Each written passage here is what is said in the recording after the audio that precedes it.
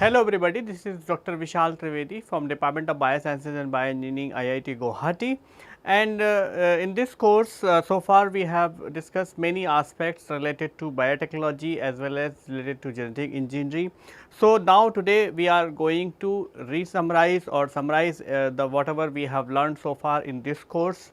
So if you see, this course has 12 modules, and the content of this course is been divided into all these 12 modules. By now you might be very much familiar with this figure, which actually will be the core figure through which we were discussing the different aspects related to genetic engineering.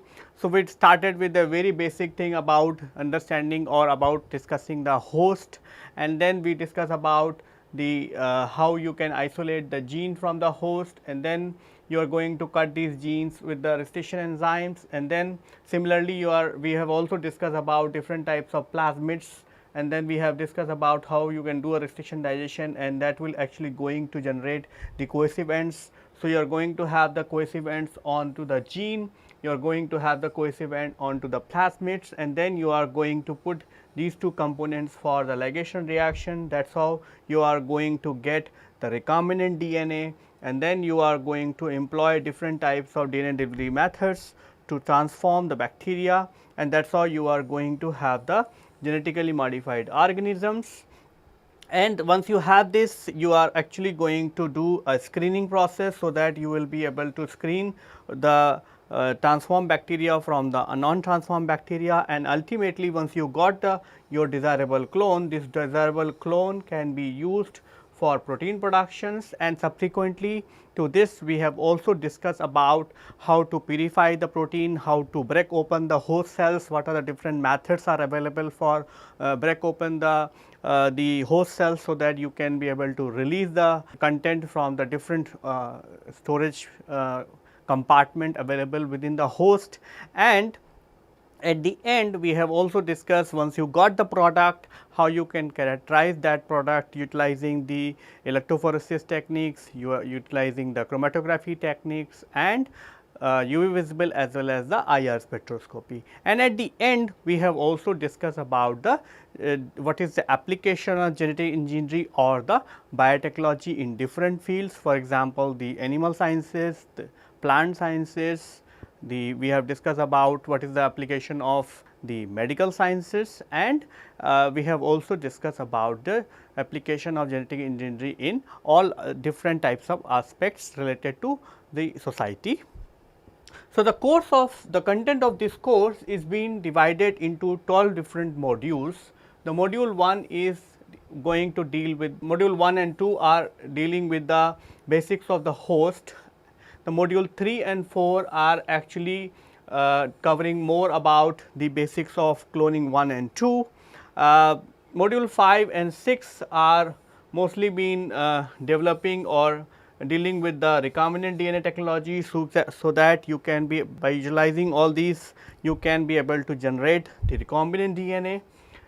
Once you generated the recombinant DNA, then the next step is that you actually going to overexpress. So, in the module 5 and 6, we have also discussed about different types of overexpression strategies, what you are going to use in different types of host strains, whether it is a bacterial strain or the yeast or bacteriophage or insect cell lines or mammalian cells.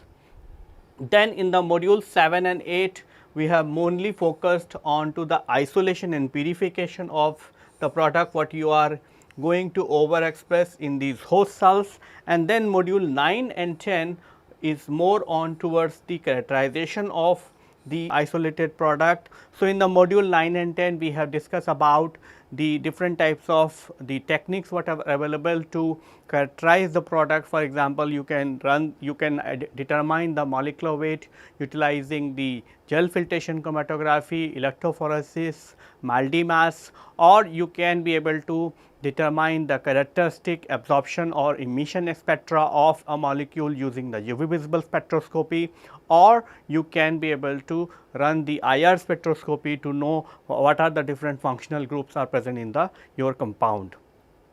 And then in the module 11, we have discussed about the different applications of genetic engineering as well as the biotechnology, which is for the social welfare. So, let us start from the module 1 and 2 and understand what we have discussed so far.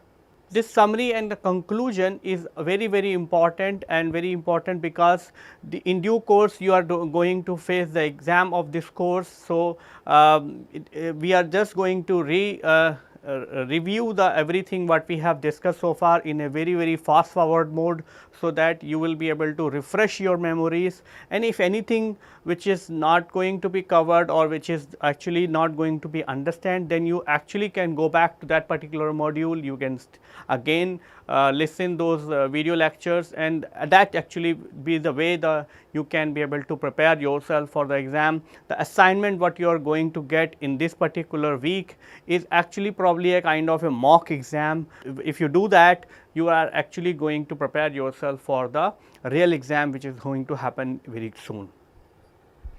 So, in the module 1 and 2 we have discussed about the basics of host, and what we have discussed, we have initially discussed about the introduction of biotechnology, how the biotechnology is helping the human society, and then we have discussed about the structure of prokaryotic cells, structure of eukaryotic cells.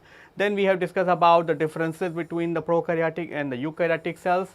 This is important because once you know the cellular structures of the prokaryotic as well as the eukaryotic cell, as well as the differences between them, you can be able to utilize or exploit the host strain, and you can be able to choose the perfect host strain what is required for overexpressing your protein or overexpressing your factors.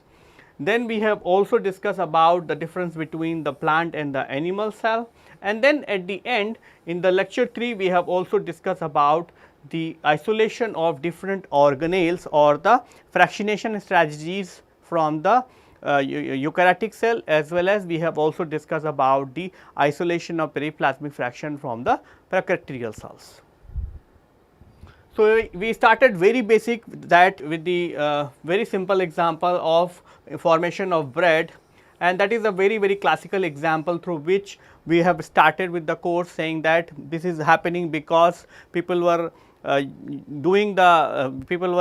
making a dough, and then they were adding the very small quantity of yeast, and what will happen is that when the yeast is utilizing the glucose which is present in this dough, it is actually producing the carbon dioxide, and that carbon dioxide when it comes out from the dough, it actually makes the dough very fluffy, and that is how you are going to have a spongy texture of the bread, and that is what one of the classical example of the utilization of biotechnology for the social welfare.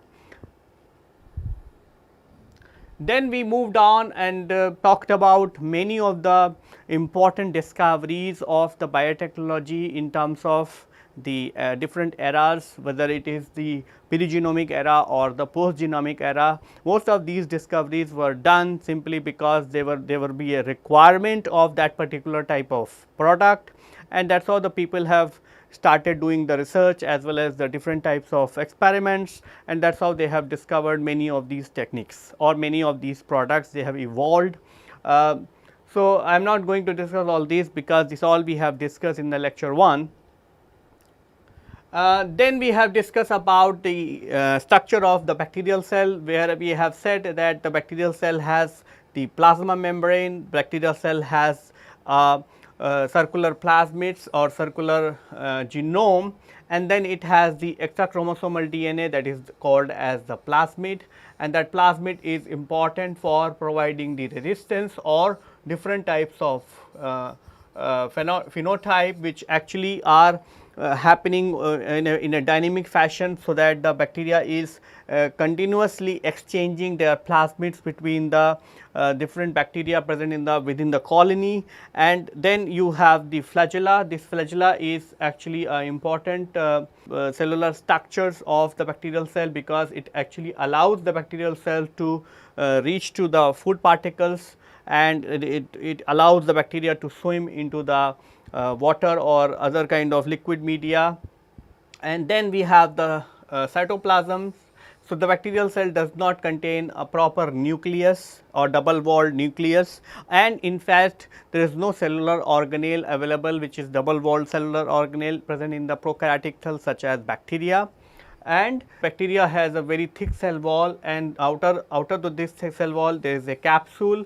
This capsule is made up of polysaccharides, and this capsule is actually helping the bacteria to withstand the very high quality of the dehydration and all other kind of environmental stresses. Then we have also discussed about the composition of the cell wall, the composition of cell wall in the gram negative bacteria or the gram positive bacteria. The major difference is the presence of the peptidoglycan layer. So, what you see is a very thin layer of peptidoglycan which is present in the gram negative bacteria, whereas there is a thick layer of peptidoglycan in the gram positive bacteria, and that actually makes things very different between the gram negative versus gram positive. And because there is a difference in the layer, in the thickness of the peptidoglycan layer, the people have discovered the stains which actually can be used to distinguish between the gram positive as well as the gram negative bacteria. So, what you see is there is a stain which is called as the gram stain, and the gram stain is being discovered by a scientist called as the Hans Christian Gram, and this technique is useful for differentiating the bacterial stain based on their cell wall composition, especially the composition of the peptidoglycan layer. And a detailed procedure anyway we have discussed when we were discussing about the bacterial cell wall as well as the utilization of the gram stains in differentiating the gram positive bacteria versus the gram negative bacteria. Then we moved on and we discussed about the eukaryotic cell. So, in the eukaryotic cell we have taken up the examples of animal cell as well as the plant cells. So, majority of the organelles are common between the animal cell as well as the plant cell, except that there are few differences. For example, in the plant cell it has a very thick cell wall which is completely absent in the animal cell. Compared to that, the animal cell has large quantity of mitochondria, because the animal cell is energetically very active compared to the plant cell. So, plant cell contains very low quantity of mitochondria. Similarly, there is a difference of the chloroplast. The plant cell contains the chloroplast, whereas the animal cell does not contain the chloroplast. And there are some more differences between the animal as well as the plant cell that also we have discussed. And then we have discussed about the plasma membrane, the composition of the plasma membrane. The plasma membrane is made up of two components. One is the lipid bilayer and the proteins which are present within the plasma membranes, and plasma membrane is a bilayer structures where the proteins are integrated. There are multiple types of proteins, the protein which are actually running all over the plasma membranes, or the protein which are either present onto the top layer or to the bottom layer. So, plasma membrane contains different types of receptors. This receptor could be for the food particles, this receptor for the capturing the signals, or they have many of the integral protein as well as the peripheral protein. So, what you see is a protein which is going through all over the plasma membrane, which means it is covering the both layer of the lipid bilayer, then that is called as the integral protein, whereas the protein which is present either onto the inner side or to the upper side, that is called as the peripheral proteins.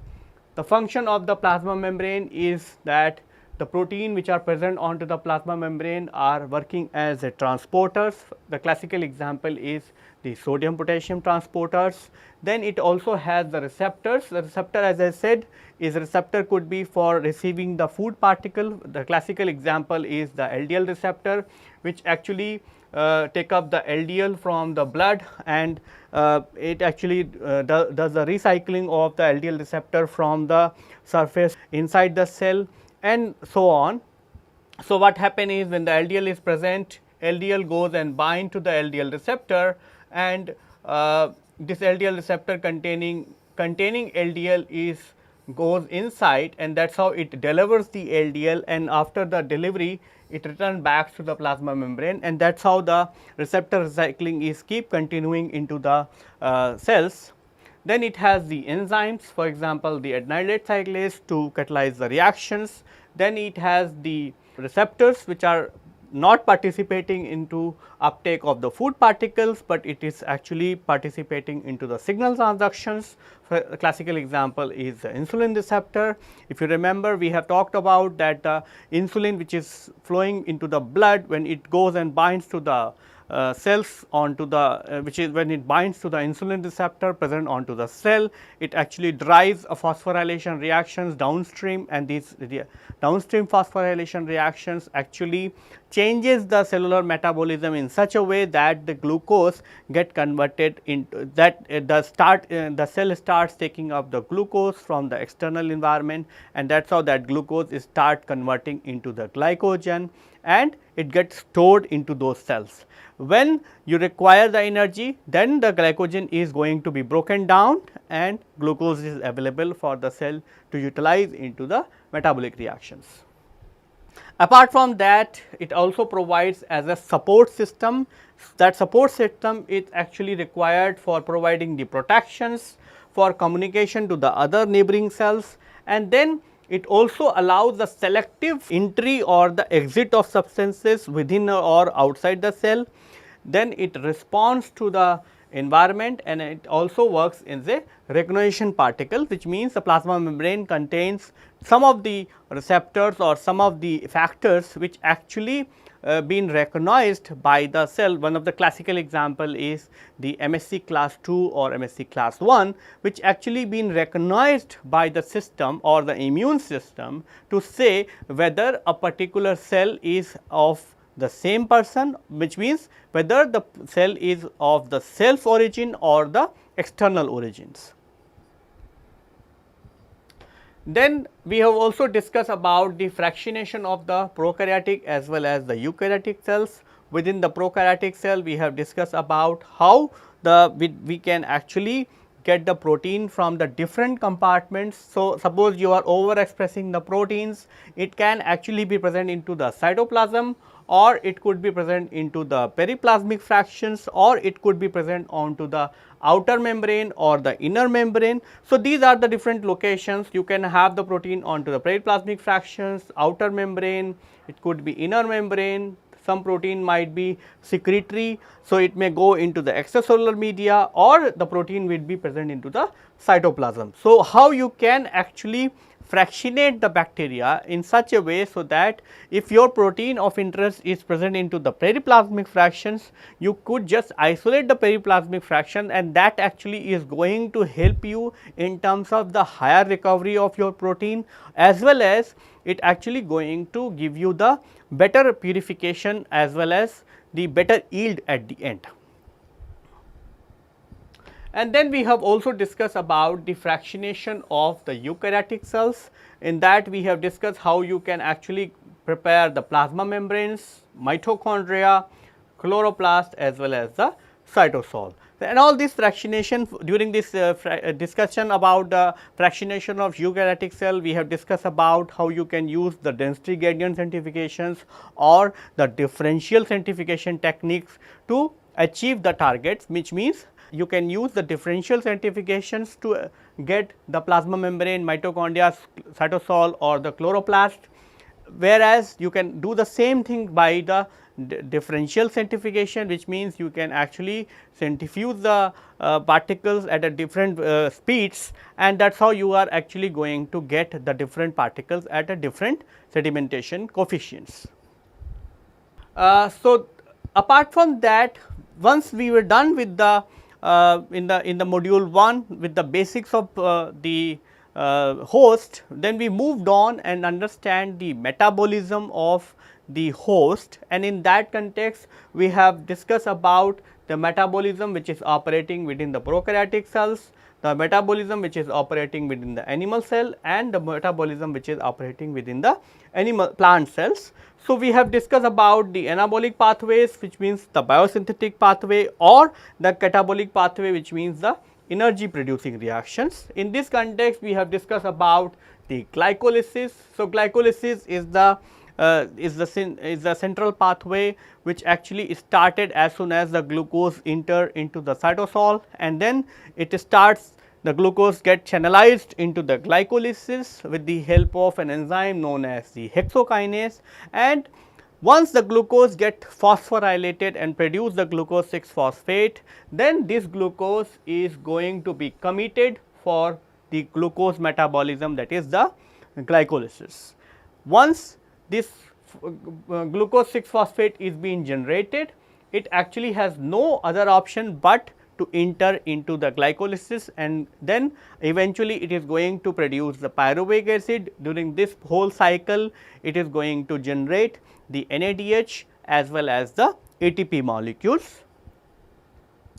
So, we have also discussed about what will be the balance sheet of the ATP productions if you consider that the glucose is being utilized and glucose is going to be oxidized completely in the electron transport chains.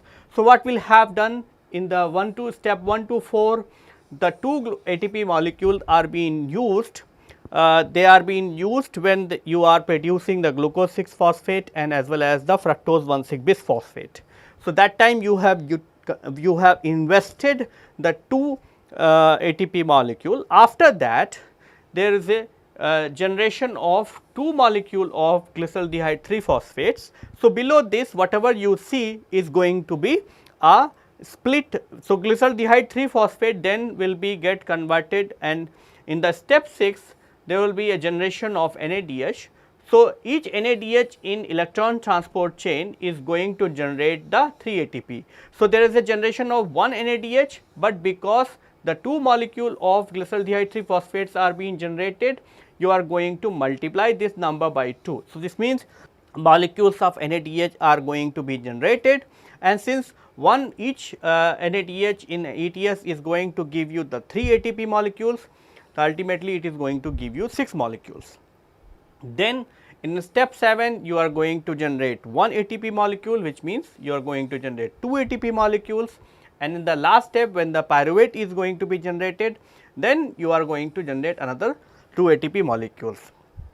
Ultimately, what will be the intake, or what will be the total production of glucose ATP? The total production of ATP is going to be 2. You have invested the 2 ATP molecules. So, the 2 molecules are going to be subtracted, which means the 8 is the net ATP which is going to be generated from the glycolysis if the NADH, if NADH is going to go to the electron transport chain and it is going to be oxidized completely. Once the pyruvate is generated, it enters into the another cycle which is called as the Krebs cycles. So, pyruvate is going to be converted into the acetyl CoA, and in this step you are going to generate 1 molecule of NADH. Then and remember that you are going to generate 2 molecules of pyruvate because you have generated the 2 molecules of glyceraldehyde 3 phosphate. And then acetyl CoA will get channelized into the Krebs cycle to go with these intermediates, and as a result it is also going to generate large quantity of NADH, FADH2, ATP and GTP. So, if you see the balance sheet, what you are going to do, there is no investment of ATP as it was done in the glycolysis. So, glycolysis you are investing 2 ATP so that the molecules are getting channelized into the carbohydrate metabolism, whereas in the Krebs cycle you are just simply using you are generating different intermediates, and that is how you are actually producing the different types of ATP molecule at different steps. In step 3 you are generating NADH molecule, then you are generating NADH molecule and so on, and ultimately what is happening, you are actually making the 15 ATP molecule from the 1 pyruvate which you are getting from the glycolysis. But since from glycolysis you are getting 2 ATP molecules, you are going to have the 30 molecules of ATP total ATP generated after the Krebs cycle. So, if I ask you how many ATP are going to be produced during the carbohydrate metabolism, if you channelized one glucose molecule into the glycolysis followed by the carbohydrate, it is going to be 40, whereas the 2 molecule you are going to utilize. So, 38 is the net ATP gain after the 1 molecule of glucose oxidation, considering that the glucose is going to be oxidized completely. So, after understanding this, we have moved on and discuss about the anaerobic oxidations. So, you understand that the glycolysis or the Krebs cycles are operating because there is a plenty of oxygen available in the system, and that oxygen actually allows the electron transport chain to run. But in the absence of electron transport chain, you are going to have the anaerobic oxidations. So, if you have the oxygen present, then you are going to use the Krebs cycle or the TCA cycle, and that actually is going to generate the energy as well as the 3 carbon dioxide molecule. But if the oxygen is not present, then the pyruvate which is being generated after the glycolysis is going to be channelized and produce the lactic acid, or the pyruvate is going to be channelized to produce the acetaldehyde followed by the ethanol. And in the there are 2 enzymes which are actually working in this anaerobic oxidation. The enzyme 1 is called as the lactate dehydrogenase, and the enzyme 2 is called as the alcohol dehydrogenase, and these are the 2 enzymes, or under these conditions because of the anaerobic oxidations, you are actually, what you are doing is you are converting the pyruvate to lactate, or you are converting the pyruvate to ethanol. So, that has a long significance in terms of for the organism, as well as it also has a significance for the industrial applications. We have discussed all these, we have discussed about the reaction mechanism of both the reactions in detail in the in that particular lectures. So, if you would like to know the mechanism, you can actually follow those, you can follow that particular lecture again, and that will actually give you the details. So, what is the significance of this? For the cellular physiology, the anaerobic oxidation is that when the glucose is being utilized, it is actually producing the pyruvate, and in this process it is actually converting a 1 molecule of NADH to NADH. This NADH will be get converted into NAD plus only if the oxygen is present. But since the oxygen is not present, what will happen is this NADH is there will be no NAD plus present in the cell. If all the NAD plus get converted into NADH, only the NADH is going to be present, but there will be no NAD plus present.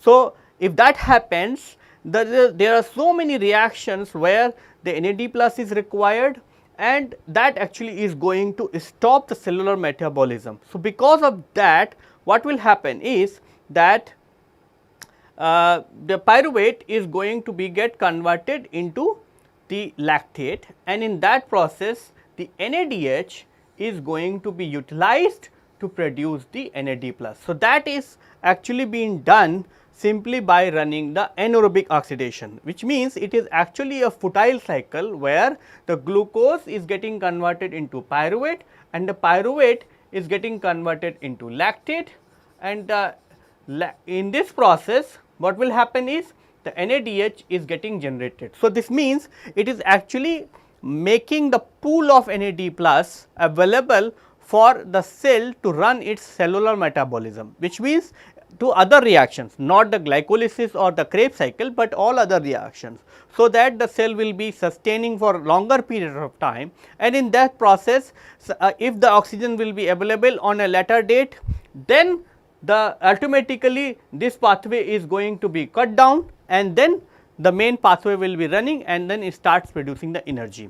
What is the industrial relevance? Industrial relevance is that under these conditions, when the pyruvate is getting converted into ethanol, the pyruvate, we are actually using this for producing the alcohol.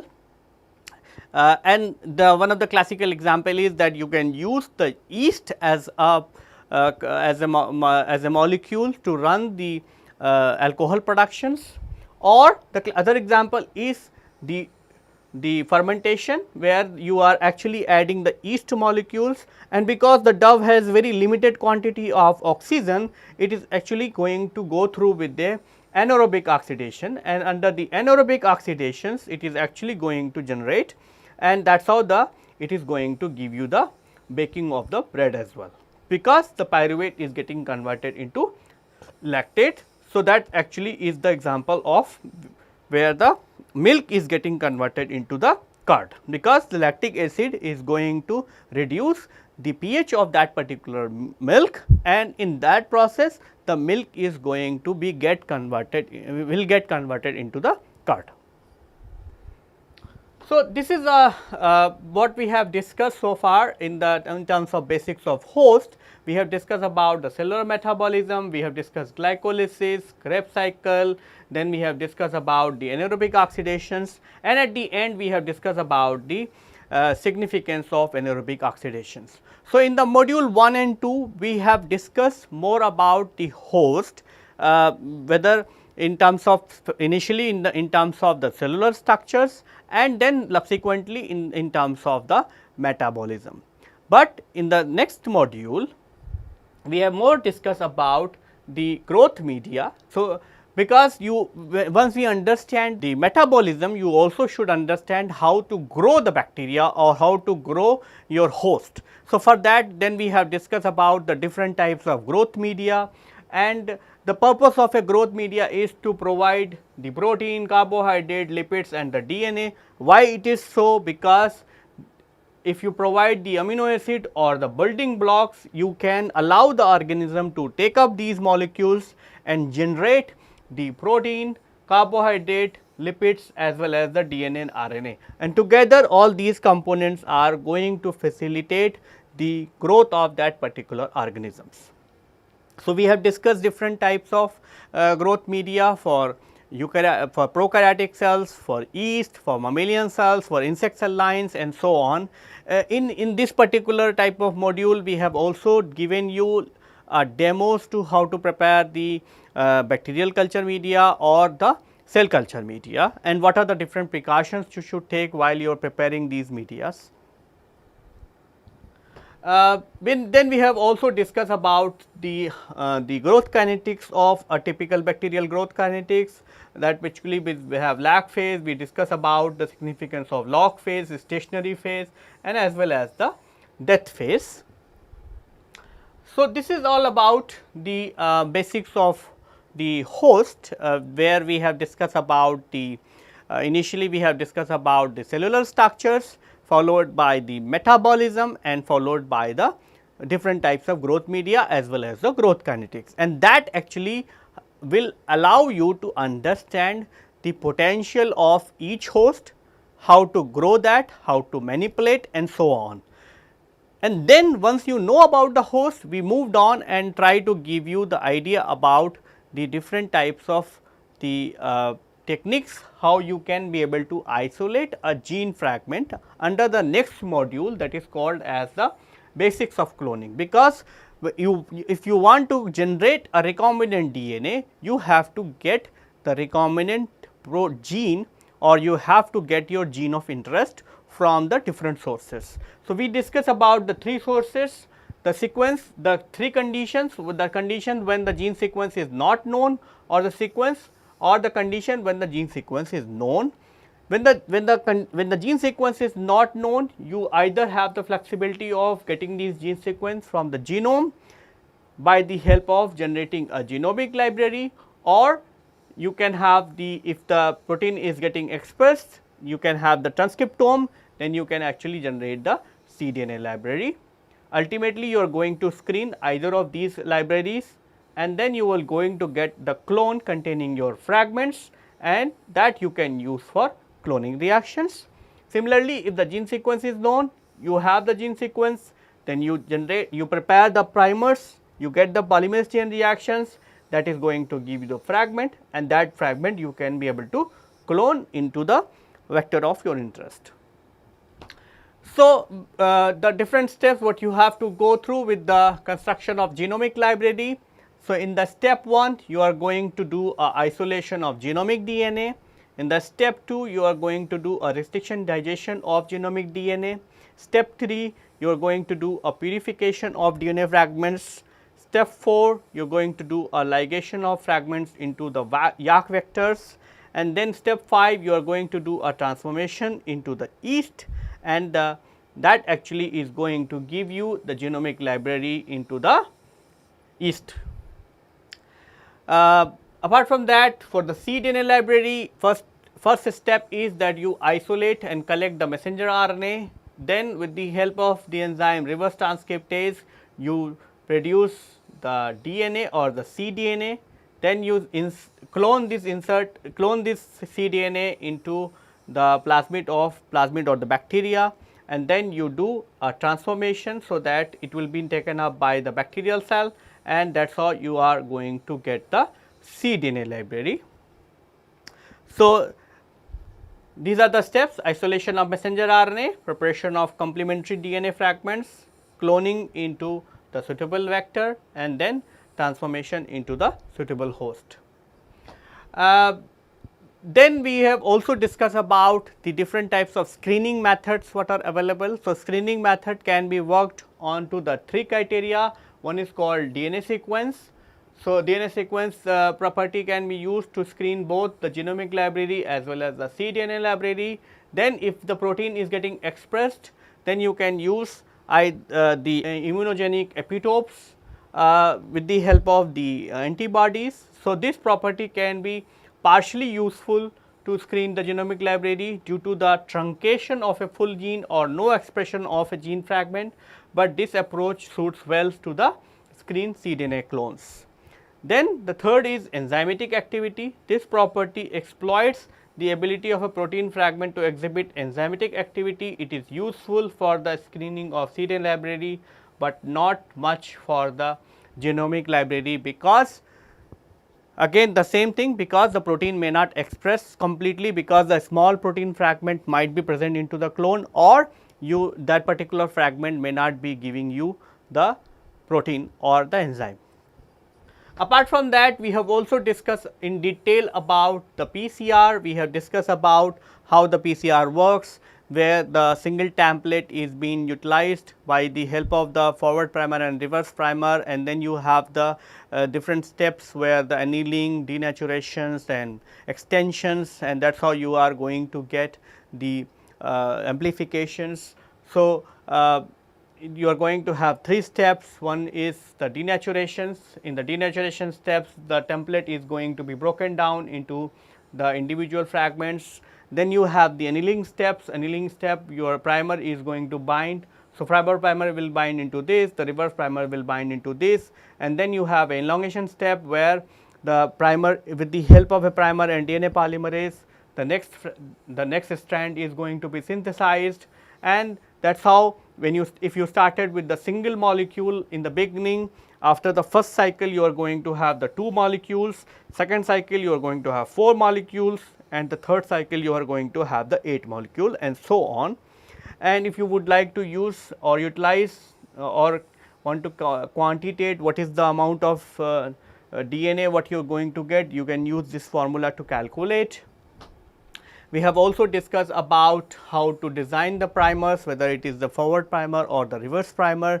We have also given you a demo of the different types of problems what you are going to encounter, or how to actually validate the primer sequences, so that you will be able to understand whether you have designed a better primer or not.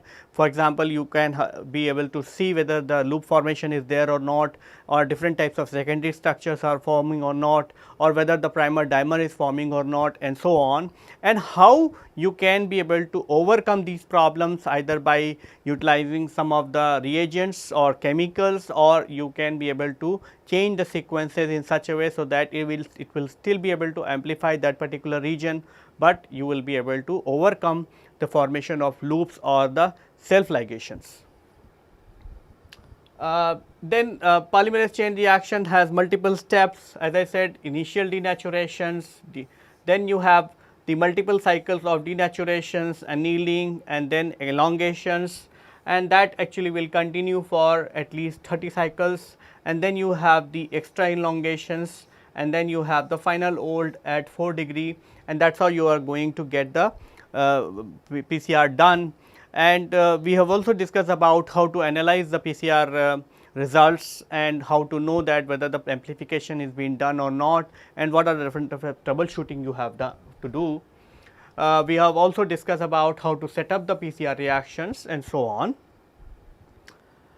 Then we have also discussed about the analysis of the PCR reactions. So, you can see that in a negative amplifications you are only going to see a template DNA, but if the amplification is done, then you are going to see the template DNA as well. So, if it is a negative amplifications, you are going to see a primer dimers, because the primer are not going to be utilized into the reactions, but if it is a positive reactions, you are going to see a amplified product, and the primer are mostly being utilized into the formation of that particular amplified DNA. Then we further moved on and we discussed about the role of different types of enzyme in the molecular cloning. We have discussed about recession enzymes, we have discussed about the polymerases, we have discussed about the alkaline phosphatases, and then we also discussed about the DNA helicase. Recession enzyme is required for cutting the DNA at a specific site, polymerase is required for PCR amplifications, alkaline phosphatase is required for removing the terminal phosphate groups, and the ligase is required for joining of two DNA, so that you are going to get the recombinant DNA. So, recession methylase system is like an immune system. It is actually helping the bacteria or the prokaryotic cells to understand whether the particular DNA belonging to them or to the other organisms. So, if it is belonging to other organism, it is not going to be methylated, whereas if it is belonging to them, it is going to be methylated, and that is how they have the restriction methylase system. So, in the restriction methylase system, the enzyme, for example, in this case the EcoR1 is going to go to the DNA and bind, and then it will look for whether the adenine which is bound is methylated or non-methylated. So, if the adenine is non-methylated, for example, in this case both the adenine molecules are unmethylated. So, in that case what will happen is that the enzyme will bind to this DNA, and then it is going to cut this DNA into the two fragments. Whereas, if the adenine is methylated, for example, in this particular DNA, the restriction enzyme will not be able to make the closed complex, because the methylation is on the present on the adenine group, and because of that the methylated DNA will not going to be cleaved by the EcoR1, and that is how there will be no DNA degradations, and there will be a DNA degradation if there will be no methylation. So, it is a kind of a protection mechanism exist within the prokaryotic cells. We have also discussed about the mechanism of the recession methylase systems. So, in that particular thing what we have discussed is that suppose you have the different types of recession sites RE1, RE2, RE3, RE4, and suppose you have added the recession enzyme. So, what will happen is the recession enzyme will go and bind to all these recession sites, but it will only going to make the closed complex when it will go and bind to its respective recession site. For example, in this case the RE3 is the recession sites for which the enzyme is being added, and so once it form the closed complex, it is actually going to cleave the DNA and going to generate the fragments. Once it cleaves the DNA, then the enzyme is going to be released. Then we have also compared the different types of recession enzymes present in the system. So, you have the type 1 enzymes, you have type 2 enzyme, and you have the type 3 enzymes. So, they are very different in terms of their properties, their cutting properties, their cleavage site, as well as their recognition sites. So, for example, in the case of recognition sites, type 1 it is non-palindromic, type 2 it is palindromic, and in the type 3 also it is non-palindromic. Whereas the cutting site is 1000 base pair away from the recognition sites. Type 2 it is within the recognition sites, and the type 3 it is 20 to 25 base pair away from the recognition sites, which means type 2 enzymes are actually going to, first of all, they are going to have the palindromic sites, and on the other hand they are also going to cleave the DNA within the recognition sites. So, you actually know precisely where the enzyme is going to cut, whereas in the case of type 1 or type 3 they are going to cut away from where they are actually going to sit and bind. So, that is why the type 2 recognition enzymes are preferred for the molecular cloning applications compared to the all type 1 or type 2 type 3. Then we have also discussed about how to set up the registration reactions. So, you are going to take the registration enzymes, you are going to add the BSA, and we have also discussed about that you are going to add the BSA only to reduce the star activity of the enzymes. Then we discuss about the ligase. Ligase is an enzyme which is actually joining the two DNA to generate the chimeric DNA, and that is actually the basis of the cloning. So, what you are going to do is you are going to cut the gene fragment which you have isolated from the genome, you are going to cut the vectors, and then you are going to cut them with the same set of registration enzymes, so that they are going to have the similar set of cohesive ends, and that is how you are going to put them into a ligation reactions. And that ligation reaction also we have discussed, and how to set up the ligation reactions, at what temperature you should incubate the ligation reactions, and what are the different precautions you should take while you are doing the ligation reactions. And then we have also discussed about the alkaline phosphatase. So, digested linear plasmid containing cohesive ends up on both sides with phosphate has a tendency to recircularize, which means if you have a fragment and you have the phosphate on both the ends, that actually has the tendency that these two actually will going to bind to the OH which are present onto the other side, and because of that, if you remove these phosphate groups with the help of the alkaline phosphatase, this fragment is not going to recircularize until it is going to get the other DNA. So, that is what it is shown here. If you have a circular plasmids which is actually going to be cut by an enzyme. So, you have a phosphate, you have a OH, you have a OH, you have a phosphate. So, if you put it for the ligation reaction, this plasmid is actually going to bind to each other to give you a circular plasmid instead of having an insert within that. So, if you treat this with an alkaline phosphatase, it is actually going to remove the phosphate which is present onto the this particular plasmid, and what will happen is it is now going to have the OH. So, in that case what will happen is if you put the inserts, the insert phosphate group is there. So, it actually going to utilize the insert phosphate group, and as a result it is going to give you the recombinant DNA, whereas the OH is not going to be get recircularized and it will not going to give you the colonies. Subsequently, we discuss about the linker molecules, the significance of linker molecules, the utilization of linker molecules, and so on. Then we discuss about the adapter molecule as well. So, in what conditions you use the linker molecules, in what condition you use the adapter molecules. Then in the molecular cloning we have also discussed about the vectors. So, the vector is the DNA which has a two responsibility, ability to carry the foreign DNA and the ability to replicate in host of your interest, which means it should have the ability or it should have the features, so that you could be able to integrate your foreign DNA, and then it should also have the feature to go into the host. This means you need the system for some machinery, so that it should have the ability to replicate within the host of your choice, and then it should be having the regions so which you can use to integrate your foreign DNA. So, what are the different criteria? The vector should be of low molecular weight. Vector should be give you the phenotypic changes when it enters into the host, which means it either should give you the antibiotic resistance, it should give some color or something like that.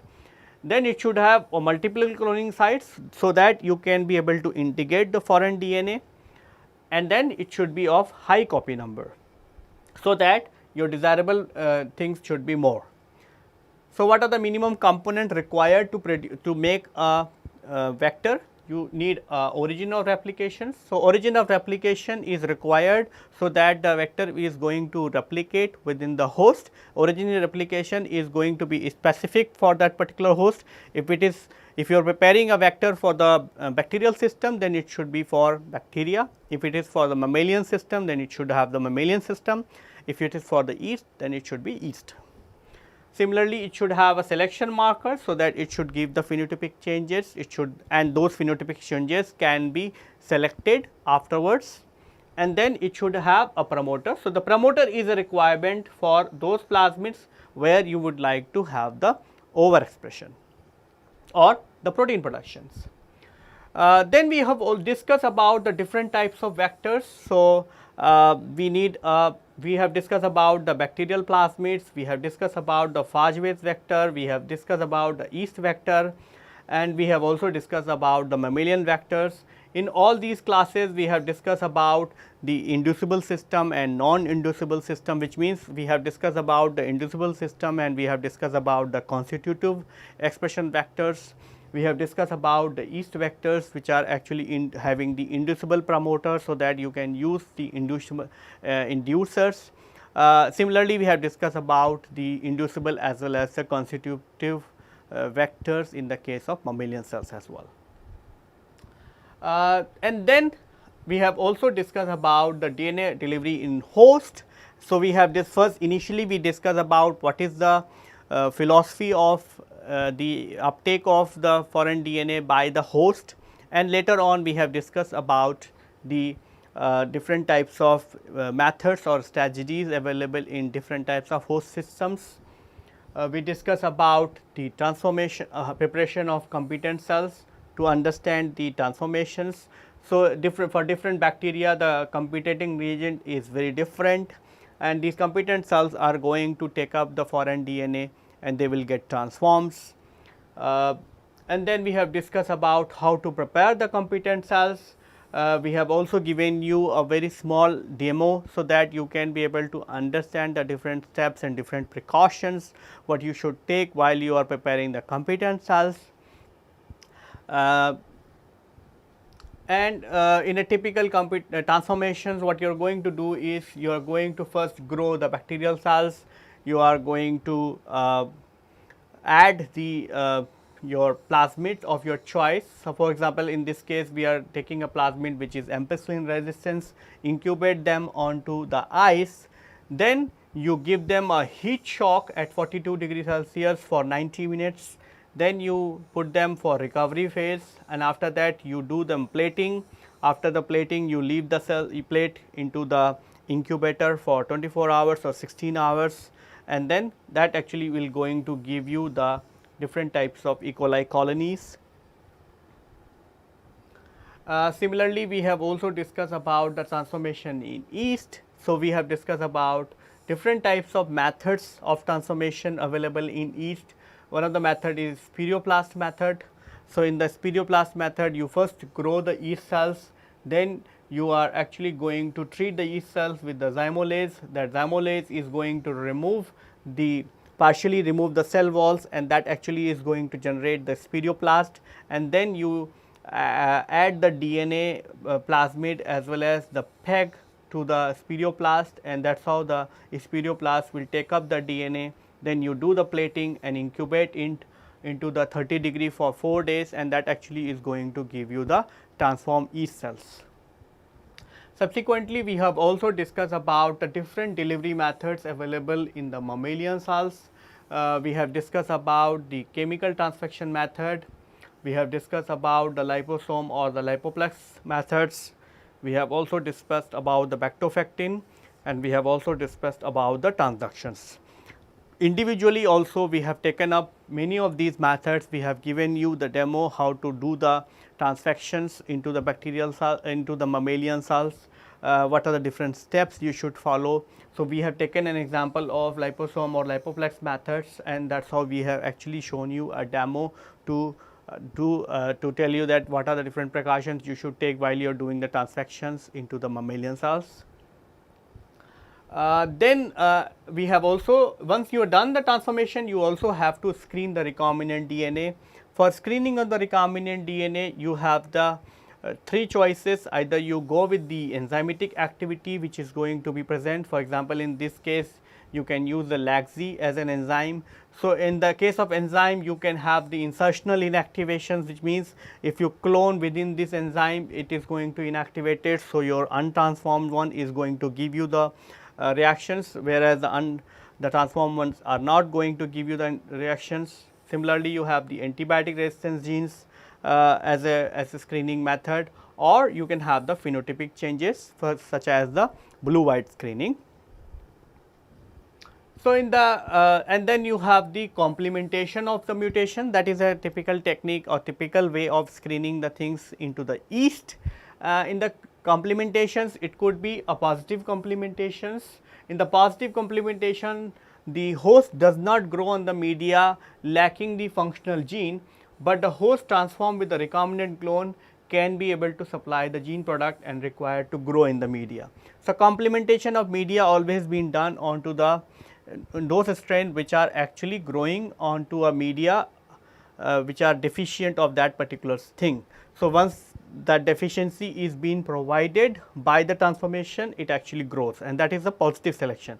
Whereas, in the case of negative selections, a chemical compound is added to the media which will be converted to the cytotoxic agent in the presence of gene product, and as a result it does not allow the growth of the wild type cell. But the host strain transformed with the recombinant clone has non-functional gene product and grows in the presence of compound in the media. Classical example is OMP decarboxylase, which actually is going to process the 5-fluoroorotic acid to a fluorodeoxyuridine, and the 5-fluorodeoxyuridine is a toxic compound. So, it is going to give you, it is going to it is going to kill the yeast cells, and that is how it is going to not going to form any colonies. But if you do a cloning within that gene, it is going to produce the non-functional OMP carboxylase, and that is how it is not going to catalyze this reaction, and it is going to give you the colonies. Then we have also discussed about the screening of transfected mammalian cells. We have discussed about the reporter gene assays which you can use to see whether the particular mammalian cell is being transfected or not, and ultimately we have also discussed about the conformation of the clone DNA.